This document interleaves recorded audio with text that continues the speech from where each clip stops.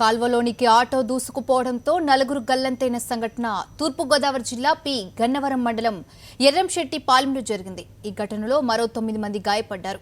పూర్తి సమాచారాన్ని మా రాజమండ్రి కరెస్పాండెంట్ హరీష్ అందిస్తారు. హరీష్, చెప్పండి, ప్రమాదం ఎలా జరిగింది? గల్లంతైన వారి ఆచూకీ ఏమైనా తెలిసిందా? మరి గాయపడిన వారి పరిస్థితి ఎలా ఉంది హరీష్?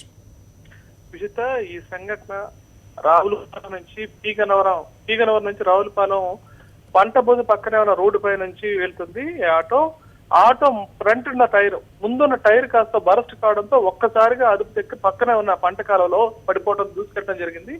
ఈ పంట బోధ కూడా చాలా పెద్దది. మొత్తం పంటకు సరఫరా చేసే నీరంతా ఈ గన్నవరం రాజోల ప్రాంతాలకు మొత్తం చూడు కోనసీమ అంతరికి నీటిని సరఫరా చేసే పంట బోధది. చాలా పెద్ద పంట బోధ. నీరు చాలా ఎక్కువగా ఉంది. కాలువలు ఇంతవరకు కట్టకపోవడంతో ఒక్కసారిగా ఆటో దూసుకెళ్లడంతో అందులోకి వెళ్ళి తిరగబడింది. అందులో 12 మంది ఉన్నారు. అందులో 8 మందిని స్థానికులు వెంటనే వచ్చి రక్షించడం జరిగింది. మరో ఈ కాలంలో ఇప్పుడు గల్లంతయ్యారు. వారి కోసం వెతకడం జరుగుతుంది. స్థానికులు చాలా మందిని రక్షించారు. ఈ ఆటోలో ఉన్న మిగిలిన 4 ఏమయ్యారు అనే విషయం కూడా ఇంతవరకు తెలియలేదు. ఆటోను బయటకు తీసే ప్రయత్నం చేస్తున్నారు.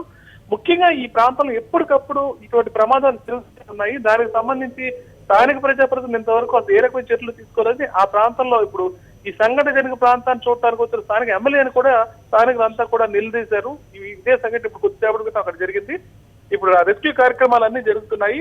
ఈ 8 మందికి అందరూ బయటపడిన 8 మంది కూడా స్వల్ప గాయాలయ్యాయి. వారి పరిస్థితి వాళ్ళంతా సురక్షితంగానే ఉన్నారు. ఈ 4 గురించి కోసం ఇప్పుడు వెతుకులాట జరుగుతుంది. Right, thank you Harish.